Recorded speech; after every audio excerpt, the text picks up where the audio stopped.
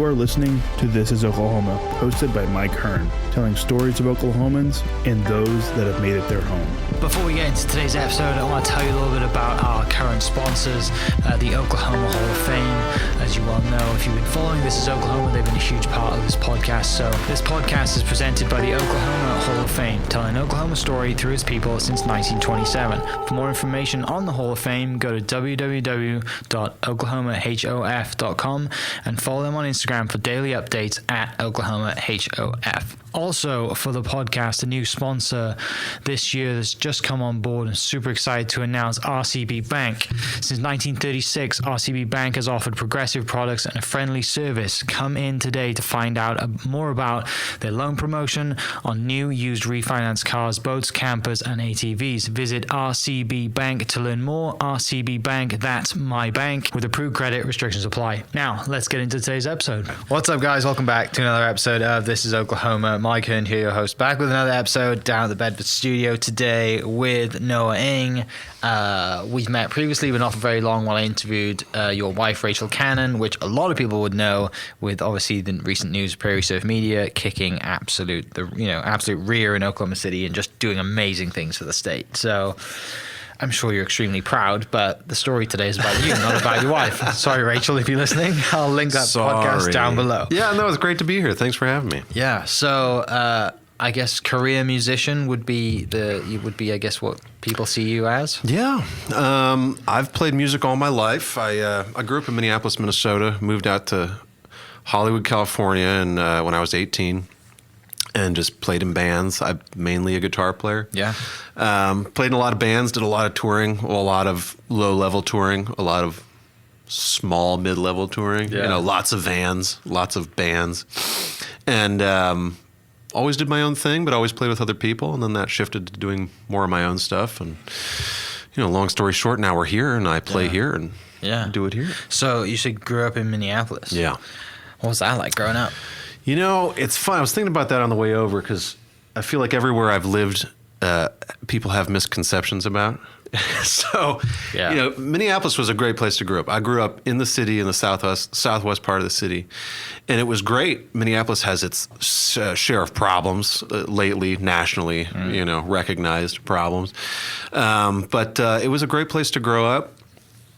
I don't get back there much often, but all my family is still there, and it was a great place to also grow up playing music too, because I've been doing it since I was like 6 or 7, and you know, playing parties with kids and stuff, you know, starting it young. So I loved Minneapolis. I've never identified really as a Minnesotan, you know. You sound like one. I have a hard time identifying with my geographic location wherever I am, but no, I've always got a soft spot in my heart for that part of the country, for sure. So predominantly a guitar player. I mean, how do you get into playing guitar from a young age? Who puts that guitar in your hand? My dad bought his brother's 1968 Gibson J45, and he bought it from him in 75 for like $400. Yeah. And he could play a little bit, but he kept it under the bed. And when I was about 6, I started taking it out because I liked smelling it.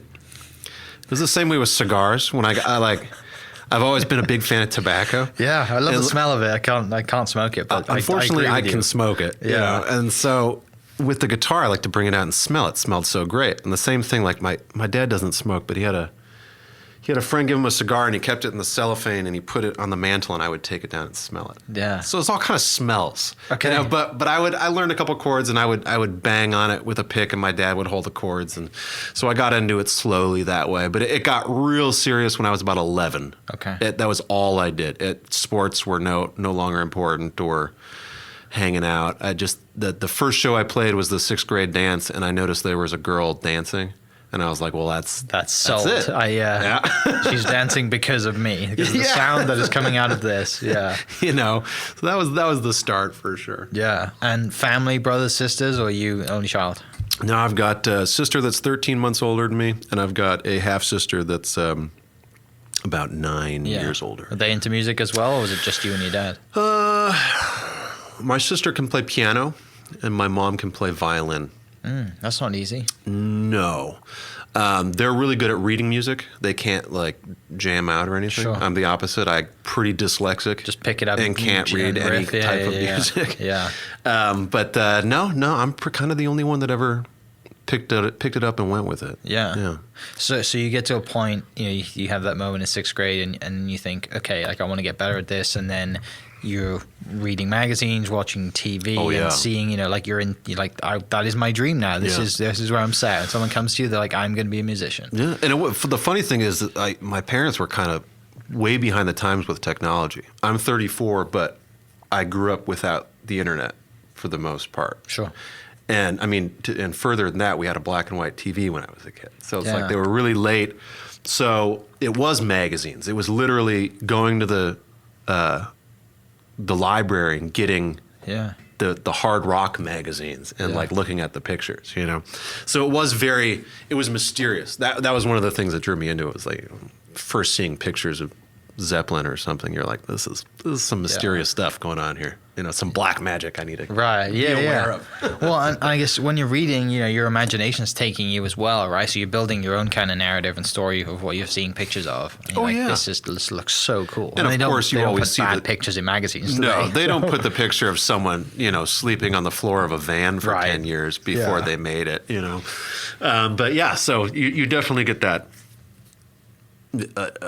A slice of what it could be like, and that's what you go with. Yeah, that's what got me to California. Was I was like, well, this is clearly going to be superstardom within. Of course, I'm just going to roll in. 12 months, sign me. Maybe 12 months. Yeah. So did you like graduate high school and just think I'm gone, or did you go like play music and? No, I graduated high school. What got me out to California, there was a little music school out there in Hollywood, and I went, but I only went for about 6 months, and then dropped out of that, and then just was playing in bands and working any weird restaurant jobs. Yeah. Eventually bartended for a long time. So, yeah, but it was just soon after. It was instead of going to college. I hated school. So there was I'd made up in my mind that I didn't want to go to college in about 7th grade. Yeah. I was like, I just got to get through high school. That's about free. All I can do. Yeah. So I guess when you're in high school, are you playing like local shows and trying to get any kind of gigs? Do you go in a band? Like, how is that? Yeah, we had a band. A band that played that 6th grade dance. And I went to middle school. I put together a band. And that band stayed together through the middle of high school. And then I had another band the last part of high school. And we played, you couldn't play bars. There was like twice where we were able to play like a bar that was all ages. Yeah. But mostly it was parties, and there was a couple old churches around that had basements that you could jam out, pack kids into. Yeah. And sneak cigarettes and stuff. So no, it didn't get to clubs and heavy gigging till I was out in California. Yeah. So then you hit the road. You're like, Mom, Dad, I'm going. Yeah. I'm going to go figure it out. Yeah. And I'm thrilled that it didn't work out right away. I mean, it's the best thing that could ever happen to an 18-year-old to not have that type of... Like, I have to work hard for this, and there's a lot of people around me that have the same or even insane more talent, too. Yeah, and it's the same old... The melting pot of California. Story, too. I mean, there's plenty of, oh, God, you get too much money at that age, you get into drugs, you get this, and then you just burn out. And but my trajectory of what I was playing was the thing that kind of was the big arc that changed. I've always been into roots music, blues and what have you, and ragtime and jump blues and swing and bebop. But when I moved out to California, I was just playing hard rock because I just wanted to be a guitar player. I didn't want to sing. Yeah. And so every band I was in, I was just a guitar player. But I always played that kind of rootsy stuff on my own in the apartment or in the van or whatever. Yeah. And it wasn't until I got so sick of singers that I started playing my own stuff. And that was, I remember I had my first show that was solo, that was doing my own stuff at a bar on La Brea in Hollywood called the Lava Lounge, which was a tiki bar. And I went under the name Sleazy Sam for some reason. And it was my first solo gig, and that got me going to. I was like, well, I'll just do this now because I got sick of the singer that wouldn't even carry his own microphone. During loadout, I'm not dealing with these divas. I need to go do my thing. Pretty much, I need to be the diva now. Yeah. How'd you come across that name? I can't even remember. No, just like this so long ago. Rolls off the tongue well. I guess I must have had a couple of drinks and just told them that was my name that night or something. Yeah. But so to that point, with the genre of music that you play, I don't know many people who play the same genre of music. So I guess you just went into that niche, right? And it became. And then soon after that was up until now and continuing has been always my thing is kind of creating a niche or finding a niche that exists and just going in and finding a way to dominate that. Yeah. Just make it special. So when we moved to Oklahoma, I was ready to start gigging it because by the time we had left California, I was really disenchanted with California. My wife really likes California, and I just ended up not liking it. I loved it when I was younger, and it was fun, but like to raise a family. Yeah, when we had a kid, it just like the city just became different, and that's nothing against my friends that have kids there. It's just something we wanted, just a different place to grow up. And when we came here, it was an opportunity for me to completely start over musically because I was ready to get back to gigging a lot. And so I was able to literally look at the scene here and see what I could do that no one else was doing and tailor make an act that would fit anywhere from a lounge to a patio show to Jones to and so that's what I did, and I kind of created this act, and almost to the extent of a bit of a persona, the mustache came into play, right? And I was like, I'm just going to be this guy. Yeah, I'm going to create this thing, and it worked. And that first year before COVID, I think we did in the calendar year it was like 86 dates. Wow, that's really good. Yeah. And it was, to Oklahoma City's credit, it has a great scene and also everyone gives you a chance here. Sure. Which is not the same in California, where I was used to no one giving you a chance for nothing. And here I found that pretty much most places and most people that do booking gave me a chance. Yeah. And I knew I'm pretty good at reading a room. I know where I don't fit in. Yeah. And there's been a couple places where I'm like, well, I don't need to play there again. But most places I'm like, all right, I can tailor, I can do this. And so it grew very, very quickly here, which was, it almost felt like a whole different, I'd been reborn and doing my thing again. Yeah. Kind of lit a new fire. And that's really cool. It for sure did. And then at the absolute pinnacle, COVID happened. Right. Yeah. As soon as I was like, the name is Thursday, getting out Friday, there. You're Saturday. getting phone calls rather than you calling people. Yeah, I was getting like Thursday, Friday, Saturday every week. Yeah. And then COVID came and put a stop to that for a while. Yeah. So that was a bummer, but we're slowly getting back into it now. Good. Yeah. Back to, I guess, being in California. How'd you and Rachel meet? I don't think she told this story. She probably didn't, and I'm gonna have to keep it brief because she always says I mess up the story. Well, she's not here, so you can say what you want. Yeah, well, I don't think she'll have time to listen to this either. So. That's very true. So when I was bartending, well, this was actually right before I started bartending. I was hanging out at a place in Hollywood, and let me preface Hollywood with, my Hollywood is dirty and grimy, and Bukowski's Hollywood. That's my Hollywood. Right. There's a lot of people who've never been to Hollywood, and they get they think everything's Beverly Hills. Right. And have you ever been? Yeah. Mansions and that's it. And then you get a little bit outside. And you get right. And because like Hollywood to me means, and this isn't going to make any difference to people that have never been there, but Hollywood to me is La Brea to Highland and Franklin to Santa Monica. this box, and it's dirty and disgusting, and you have to carry a knife, and it's just rough. Yeah. You know. I remember to that point, that's why Rachel said she got into kickboxing. Yeah, and Rachel kickboxed. She trained at the roughest gym. Yeah, she told that story on the podcast. You know.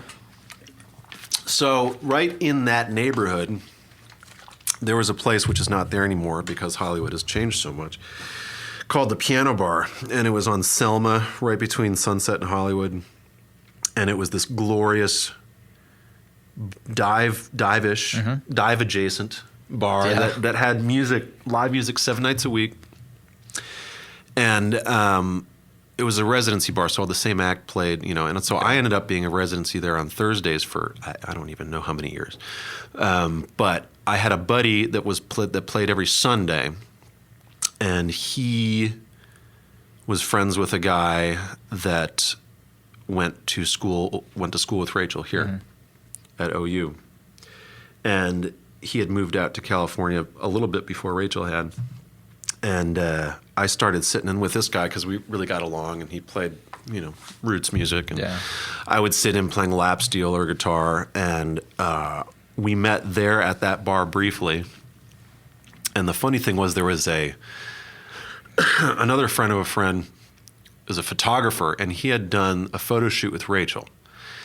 And this is before we met, and then he did a photo shoot with me, which I don't normally do photo shoots. You don't strike me as the person that says, I need a new headshot this year. Yeah. But he literally, he was a friend of a friend. He's like, hey, man, can I do some pictures? I'm like, sure, whatever. Yeah. Can I drink while we do it?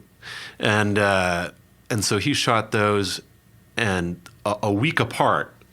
And I had seen him at the bar, and Rachel was there too, and he was showing her, I think this is how it went. Yeah. He was showing her the pictures, and he had shown her my picture, and she asked who that was, and then I literally had walked in the bar, and he was like, oh, this is the guy. And we didn't really talk too much then, but then I invited her to a barbecue at my friend's house, which this is the story that she always tells, that was, I had a friend tell her that it was my producer's house in the Hollywood Hills, which was technically true because my friend produced music and he lived on a hill in Studio City. But it's not what you're thinking. Like, not what everyone else is listening. It's like, this is a mansion, looks over LA, it's beautiful, it's 8,000 million square feet. No, this was a rundown piece of garbage. And my friend had just bought it, and he was literally trying to refinish the floors with a toothbrush. And so Rachel had agreed to come over, and she came over. At the time, she drove a red Mustang. And she came over with her Mustang and a bottle of champagne, and she had a bikini with her. And there's no pool. And she quickly realized it was just like a couple dudes grilling hot dogs. You know. Like, am I getting catfished here? But then we ended up talking all night. And then that was kind of it. The next day we hung out too, and then that's what we consider our dating anniversary. Which has been recently 10 years. Yeah, 10 years ago. Yeah. So it was just one of those bar LA stories that actually worked. Right. You know. And you know, we both kind of feel this way, and we've had other friends that have a little sixth sense that, you know, this is like our 7th or 8th time together in the history of millions of years. Right. In some way or another. Yeah. You know, we can't get rid of each other. Right. Yeah. So that was that right off the bat, and then, you know, the rest is the rest. Sure. Yeah. That's awesome. So if it wasn't for you saying, hey, I'm going to my producer's house in the hills, then I'm not enticed to come hang out. If I hadn't just been lying. See, lying gets you somewhere sometimes. Gets you an opportunity. Exactly. Yeah. Life lesson for the kids listening here. So back then to Oklahoma, you're playing shows. It gets to, I guess, COVID times, and then you have a studio in the garage, and you just go into the studio and think, what can I do now? Well, what I did right when we shut down was I started a series on Facebook Live called Garage with a Cause, and I think I was doing it every Friday, and I did it for 10 Fridays, and each time I raised money for a different bar staff of the venue that I had to cancel. Yeah. Because like I remember when it started happening, and I just canceled. I had to cancel like 20. Literally everything. Yeah, it was like 20 or something fell off my calendar. And being a bartender, had been a bartender before. Right. I knew that this was going to suck a lot more for them than anyone else. So I started doing those, and that raised some money. But then after I finished those, and kind of, 10 weeks had gone by, and I'm like, well, I just don't know when this is gonna. I stopped playing guitar altogether. Yeah. It was the first time in pretty much ever that I just put down the guitar. I didn't pick it up for about 6 months. Mm-hmm. Because I was just, pissed off like everyone else. Right, yeah. Like, I got to figure something out. I don't want to look at it. Because it reminds me of going to play, and I can't do that. Yeah, but then I started recording a little bit, and then I started,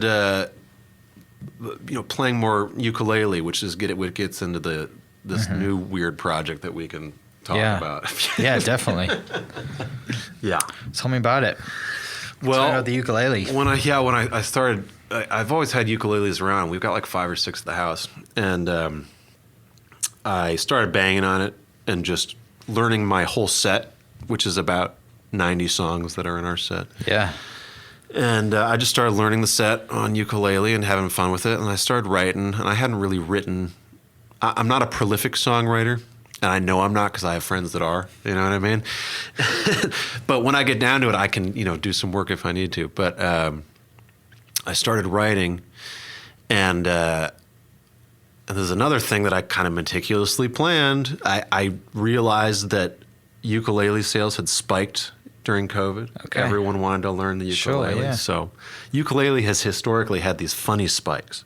It's a very funny instrument, and like the popularity of it has gone up and down. Is it quite easy to play? Like for someone starting out, it's like, I'm going to go learn this. It's easy. Sure. It's easy to learn like around. 5 chords. Got you. And that's all you really only need 4 chords to play pretty much any pop song that's ever been written. Yeah. But I started messing around with it, and my guitar muscle memory worked for it. So I became pretty proficient at it. And then, so I decided I was going to start, it was going to be a YouTube channel. Mm-hmm. I've got a friend out in the East Coast that is a super successful YouTuber. Like, I think he's closing in on 300,000 subscribers, and he does great. And I've been a guest on his show before, and that world's crazy, isn't it? It's nuts. And like, if you told him he would have been doing this for a living, he's got 4 boys, and he supports his entire family off this YouTube channel. Yeah, off his own TV show. Yeah, right? It's nuts, you know.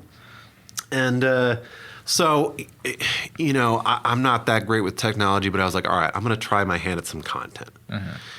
And I decided I would dress in a suit again, and I'd play ukulele, but I wasn't going to use my name because I hated my name. I didn't want anything, I was sick of doing my thing. I was like, this is going to be called Uke in a Suit, and it's going to, kind of went just back to being stories. 18. I was like, this is going to blow up. Yeah. Oh yeah. This is my ticket. Yeah. Right. Yeah. My ticket is ukulele. Yeah. I remember telling Rachel when I started, I was like, you can probably retire.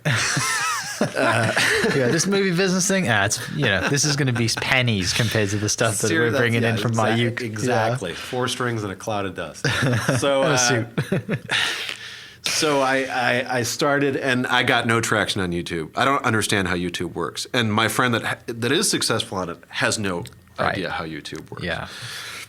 And, but all I know is it wasn't working. So I was like, well, I'll start an Instagram page. Mm-hmm. That ended up starting to work, and I've only been doing it a couple months, and we'll get about 2,000 followers in a couple more weeks. And I started so I started writing more, and I started putting an album together for it.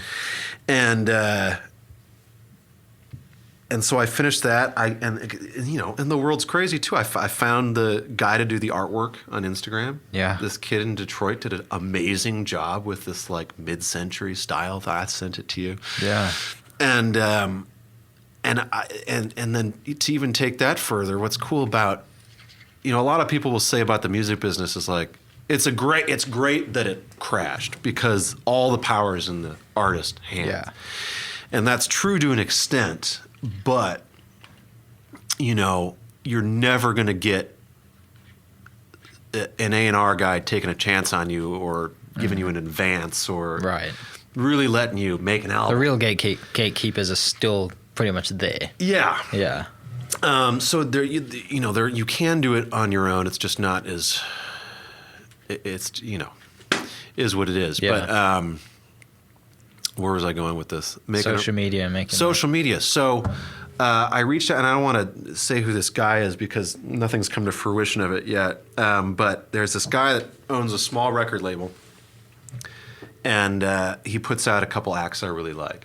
And I found him on Instagram, and I sent him a message as you can suit without breaking character, and like saying stuff like, I noticed that your label is dangerously low on ragtime ukulele material.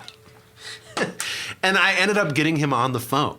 That's brilliant. Yeah. And he was like, I sent him some stuff. First, he gave me his email address. I sent him some stuff, and I still didn't break character. I was like, "This is the thing." This is the thing. Yeah. You're like, and then finally, he was like, "I want to get you on the phone and like figure out if you're as weird. Are you a real human being, or are you just some character?" So we chatted, and like by no means did it end up with like an offering of a lucrative deal, but it ended up with a new relationship and someone that I now continuously send demos to. And so it's just in that sense, that's what I like about social media and what's happened with the music business. But then again, there's no more rock and roll bands. Correct. There's none. Yeah. The last big rock and roll band after the garage rock revival with Black Keys, White Stripes, Hives, there was like Velvet Revolver.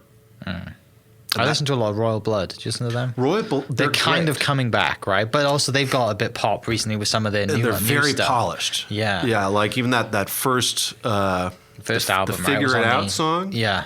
My kid loved that song. That was it the Entourage theme for a while? I think the Entourage movie, it was like the song right at the start. Probably. Yeah. But they're very polished. Yeah. Like they're not rough around the edges. It's just two of them. Yeah, and someone is behind the scenes. Yeah. Doing But I like that stuff, but there's no guitar. Right. And there's no guitar players anymore. And guitar is funny. Like I love guitar, but I don't think about guitar ever. Sure. I've got friends that are in successful bands and that are like really well-known guitar players, and they're like the kind of guys that like, I don't want to say anything offensive. They're the kind of guys that would get super excited about guitar. Yeah. They just can't get enough of it, and they look through the magazines and everything's guitar, and it's like, yeah, this is the best instrument in the world. And I'm like, I just play it. Yeah. And it's just something I've always done. It's a tool for you. It's a tool, and it's always been a tool to be social, to meet people, to make some money here and there. And but I did notice that that was the last time that there's no guitar heroes anymore. Yeah, you've got no Seven Nation Army and like none of and that Jack coming White, in. like, Jack White kicking ass and stuff. And Jack White, like by all figures of the word, is not a guitar hero. Right. He's someone that had his own voice with singing and playing guitar, and he just made it work great. And Meg was pretty basic drummer too, right? Yeah. And it just worked. Yeah. But at least he played. There was guitar solos. Yeah. But like, one of my favorite bands is Queens of the Stone Age, and Josh Homme has some of the most interesting guitar playing, and there's guitar solos. Yeah. But it's like it's very weird, So like the Slashes are all gone. Right. The Billy Gibbonses are all gone. That's why I love like the blues side of things, right? Because depending on what time this goes out, in a few weeks while we're recording, Jackie Benson's coming to town playing at Tower. Oh, nice. And I met her. I didn't meet her. I mean, I saw her first because she opened for Gary Clark Jr. in Tulsa 2-3 years ago. Cool. And now she's finally on her own. Nice. And she, I think, went to like some East Coast school, classical music place and picked up a guitar and was like, I'm not going to play piano. I'm going to go play the blues. And now she crushes it. And obviously Gary Clark Jr. is amazing too. Oh, yeah. So I listen to a lot of, and I get like, obviously he solos, but it's the blues genre. It's not rock and roll. And it's Texas, like Gary Clark was like brought up by Jimmy Vaughn. Yeah. Was like his surrogate dad, pretty much. Like they were bringing Gary up to play at Antone's and all those places as a young kid. And the blues. I mean, that's a whole conversation we could have is about the blues because there's. Yeah. I feel like every city has a blues society, but that's not the blues that gets me excited. Right. You know, like do you like the older kind of World War II style, like sure. is it Glenn Miller stuff? Yeah, like I the love swing band stuff. Yes, I like it all. Like anything from Delta blues, Piedmont blues, country blues. You know, obviously, I think when I was 18 or 19, I started really getting into that stuff. So I went down the Robert Johnson hole, went down the Son House hole, and all the Blind guys, Blind Willie McTell, you know, Blind Boy Fuller, and then anyone that, you know, I always say, like, with blues, I'd rather hear John Lee Hooker like bang on one chord for an entire song than listen to Joe Bonamassa play a 4-hour solo of the most technically prowest thing ever. Yeah. I'd rather hear someone just really beat on something, you know? So that's what I love about, like, there's labels like Fat Possum, if you've ever heard of them. And their tagline literally is not the same old blues crap. Okay. Yeah. And they put out stuff like Bob Log III and a bunch of avant-garde. It's almost like blues punk, trash blues. You know, a lot of slide playing, a lot of bottleneck slide playing. But like I was saying, like every city has a blues scene, and it's usually you'd go to one of those nights and all you hear is Red House stuff, going down. What else do you hear? You know, there's like 4 songs you hear over. Home Sweet Home Chicago. Yeah. You know, and I think the guy that does it best that's still doing it is Buddy Guy, because he plays funny. Right. Like he'll bend a note the wrong way and he'll just stare at you and just make you take it. You know, instead of play the music instructor or some music instructor or professor is screaming at him. This is not what I'm teaching anyone in class, but he's making it work. That's the great thing about music, though, isn't it? It's like if it resonates with you, or somebody, then go do it. Oh yeah, for sure. And that's what's great about guitars. Like, no one sounds the same. Yeah. And if you do, like, and that's your thing, and that's what works for you, great. Yeah. It's a hard instrument to find your voice with. I feel like I don't have a specific guitar voice, but I do like to have fun with it. Right. And I'm not afraid to play a wrong note on purpose and then see if someone catches it. Which they usually don't. Yeah. But my drummer will be like, what was that? I'm like, so you're paying attention. Someone's paying attention. I'll pay you. I'll pay you tonight. Yeah. I remember, I think the first time I saw, so in the UK, usually like New Year's Eve, Jules Holland throws a huge New Year's Eve kind of TV show. Fantastic piano player. Right. So I remember watching that one, because they pre-record it, don't they, and play it New Year's Eve. And C6 Steve was on there. Oh, yeah. And I was like, who is this guy tapping a box with 3 strings on a guitar and a plank of 2x4? Yeah. Like, and that's probably like 5-6 years ago. That's a good example of like what is on Fat Possum. It's like stuff like that. I don't think Steve is. But it's that. But it's that stuff. Yeah. So you should look into it if you like that stuff. Because I remember when he came out, and I was just like, I knew 2 things. I knew that, like, because he was homeless, right? Yeah, but that was his act. You don't really know. Right. Like, and I do know that he ended up like not answering questions about it after a while. Yeah. And I heard because he's from Seattle, and I heard from some guys that he was like a successful like record producer or something. You know, like he like for sure, like maybe, you know, we've all been on a train, of course, you know, but he's just like, the Hobo Low and all these songs he was talking about. I'm just like, I'm just not quite sure. And he's got the dress and the John Deere hat. But it's a great act. It's a great act. Fantastic act. And no one's gonna, you know, like that's like the thing with my act. Like I want people to think that I could, you know, beat them in a dice game, right? Around the act. That's my goal with my act, is that it's like this slick, weird, dangerous, but funny dude, right? You know, and I think it comes across that way. But it's comical too. Like I'm aware of how funny it is sometimes. Yeah, you know? Which that's the thing, is because it makes it interesting and it makes you want to come back and create new songs, create new stories, and just have fun with it. Because if it was stale and you'd be like, it was just something that I've done and is boring and I can't wait to dive into the next project. Yeah, because now it's become a thing. Yeah, it's almost like writing for a different person. Yeah, because it doesn't have to be about me. If you listen to any of my tunes, like none of it's serious. Yeah. it all boils down to either strutting, drinking, having a good time, or a car. I mean, that's like, I don't stray away from many subjects. Yeah. And so it's easy to write for it, you know, and the stuff we play it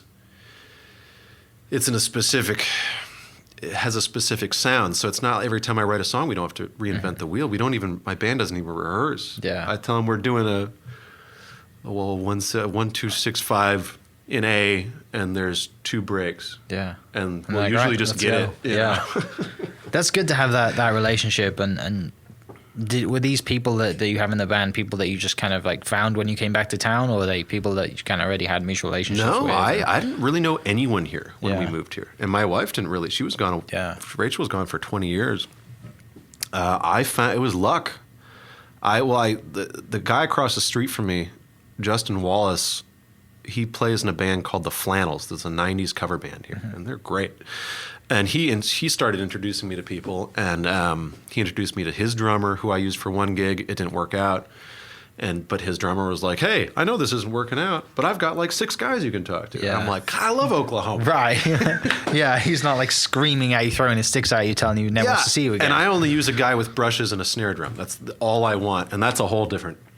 Yeah, I'll tell you that in a second. But so I found 2 guys I work with all the time, and if I have to sub a drummer out, I have a couple backups. But my drummer James Wyrick lives in Norman, and I met him through that phone call through that other drummer, and then my bass player works at Guitar Center. Yeah, I walked in there to get some strings, and like right when I moved here, and I was chatting with him, and he was like, "Oh, what kind of stuff do you play?" And I gave him a little rundown. He's like, "I can do that. I play upright bass." Yeah. And I'm like, "Can you?" You're like, "Yeah, this is like weird stuff." You know, he's like, no, I got it. And so he came to a gig. He came and watched me, and just with me and a drummer. And he's like, "Yeah, I'll be at the next one. I got this." Really? And then he was just great. Yeah. And he's great personality too. Fun guy to do gigs with. But yeah, I just found those guys, and because we just do a trio, and it works great. Yeah. You know, the reason why I have just a snare drum and brushes is because, like, remember when I got sick of singers? I also got sick of drummers. Yeah. And I had this on-running gig in L.A., the same bar that I met my wife at, and we played at 10 o'clock every Thursday. 10 o'clock. You set your watch to it. Yeah. And my drummer would show up at 9:59 every week and set up his stuff, and we'd start 5 minutes late. And so when we moved here, because like I'd been playing with him so long, I couldn't fire him. Right. Yeah. And so when we moved here, I was like, that was one of the things I very meticulously planned, was like rules, Timing. yeah. Rules of the band. This is what you get paid. This is like, you have to show up 15 minutes early, and you can only bring 1 drum. Yeah. So that's the way it is. And Yeah. it sounds good. It doesn't sound like it's missing anything. When we play the lounges, like, it's fun. But we've also done a couple like showcase sets at Pony Boy, opening up for some people. It's a great spot. Isn't It's it? a great spot, and like it works there too. Yeah. You know, it works everywhere Yeah. by design. I can't wait to get back there. I'm actually supposed to grab a drink with Chad Whitehead in a couple weeks, so I haven't seen him in a while. Yeah, I was speaking to him yesterday because he posted talking about Jackie coming to town, and I was just like, I can't wait for this. It's going to be awesome. You know, to actually go to a show. Make sure I think they're doing tables. Yeah, we got in 2. town. Yeah, we got table. Nice. Yeah, good. tower. And he said, I'm not quite sure if anyone's ready to come to it yet. I'm like, well, I don't care. They are. I mean, I'm sure they are. They go to Wayne had a bunch of people in the bubble thing recently, didn't he? Like that whole thing. And then also, like, Oklahoma's opened back up from COVID May 1st. Yeah. I know plenty of bars that were at full capacity May 1st. Yeah. And that didn't care. Yeah. And that's their prerogative. I'm not going to say anything about it. Yeah. I just People didn't hang want out to at go bars out. for a long time. But Tower, they are. Yeah. Those guys care about that stuff. And I know that it's like 200 capacity or something. Something like that. Yeah, I saw the floor plan, and we just grabbed a table Which for 2. sucks if you're the artist. Oh, if you're a touring artist Yeah. and you're missing out, because what is the capacity there? 8? Yeah. You're missing out on 600 $30 and the tickets. ticket was cheap too. Like when I bought the ticket, it didn't say that. It just gave me one barcode, not two. And I was like, I bought a table for two. I only sat with some random and I called them. They're like, oh no, you have one ticket for the table of two. And I was like, it was nothing. Yeah. Like, okay, great. And I was prepared to like pay again to make sure I got it. You know? It's like I've got so many friends that are like mid-level touring acts that they were making a living. Yeah. Doing fine, playing those type of rooms, 500 to 800. Yeah. And like they're like, I can't even go out. No. I can't tour. It's crazy. Like I can do dive bars, but then like the dive bars aren't being safe, and like they aren't doing anything. They're just hustling and selling lessons online and trying to make new records. I feel terrible for them. I mean, it's not a fun spot to be in, is it? No, music has always been a fun hustle for me, and there have been times where I've made more doing it, but honestly, it's never been mine or my family's main income. Yeah. We're lucky to have other things we do, but it's when COVID. Luckily for us, we missed. Because that year I was able to make a little bit of money, and we missed having it, but it didn't kill us to not gig, and it killed a lot of my friends to not gig. Yeah. So to that point, things are opening up. You're playing more shows. You've been out at Chisholm Creek. You're going playing the cigar bar soon, and played at Jones as well. Excited to get back out there and start people coming out and hanging out and being on the patio and stuff I'm looking like that. forward to it. Burn is where we're at on April 10th. And I always look forward to that. We'll start playing there again once a month. We just haven't picked the Saturday it's going to be yet, because we were every second Saturday. But we'll be there once a month. And then my patio seasons, we'll be at Sidecar. Great patio. Yeah, we'll be there once a month starting, I think it's June. We're June, July, August, September there. And then so I'm hoping to have a really busy patio season, and then hit the indoor shows in the fall and winter, and then just kind of get see how it goes. But I don't know how busy it'll. I hope to be back to doing every Friday, Saturday would be nice. Yeah, you'd be content doing Friday, Saturdays. Like that's I mean, the goal. you really can't do much else in the down season. Yeah, like with the patio shows, like there's more days to do it, but during all of the times, like it's usually Thursday, Friday, Saturday. But as far as playing, I think when we were getting really busy that first year before COVID, it was an ego thing too. Like I was like, how busy can I get? Yeah, I want to be the guy. I got to be the busiest guy. Yeah. And when COVID hit, like eventually, when I was just getting depressed like everyone else was, I just kind of had to. Yeah, I wasn't raised a religious person, but I had to get hip to some Eastern philosophy pretty good to get myself through it. And kind of dove into that, and was able to look back really quickly at that year of getting really busy and realize how much of it was ego.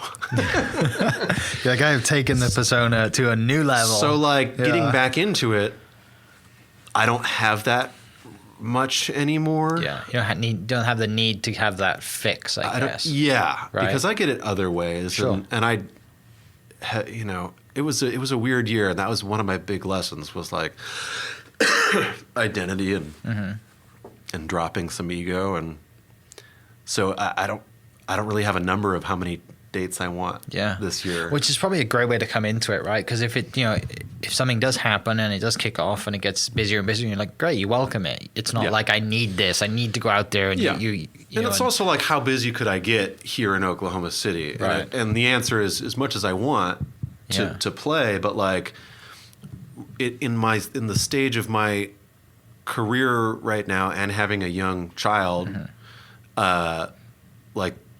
there's nothing on my radar about going even to Tulsa and playing a show. Yeah. Like maybe next year. Right. But like the thought of trying to improve my imprint in the tri-state area doesn't really concern me now. Yeah. Cuz like to get out of town I need they need to pay me a lot more. Yeah, of course. But no one knows me out of town. Yeah. So like, what am I? Hey, Kansas City. On you. Hey, Kansas City. I need $2,500. To come play, and you don't know who I am. You've never heard me before. Yeah. I can't. So I'm content just playing locally, and with recording, I'll record some projects. But the funny, that's evolving so much. No one's buying CDs. Yeah. CDs are gone. Right. Which used to be every band's bread and butter. Yeah, They're thing. cheap to make. Yeah. You could charge $10, which was like $1,000 mark or 1,000% markup, and now I cannot give them away.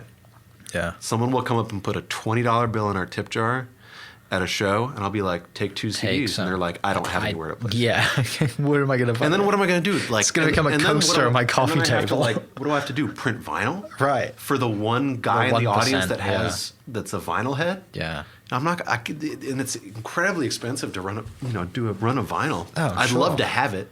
Yeah, just to have one on the wall that says, Ego. hey, this is me. I'd love to have the cover art when that guy did for you, right? That part I want that one to be a poster or whatever. I do want that one to somehow get pressed with vinyl. Yeah. I don't know how that's going to happen, but yeah, it's nuts. But I'll do recording projects. I release stuff on Bandcamp here and there, but I don't know. It's funny. Yeah. I'm just happy playing occasionally. It's exciting. Right now. It's good. Like, I mean, things are opening up. We're getting into summer.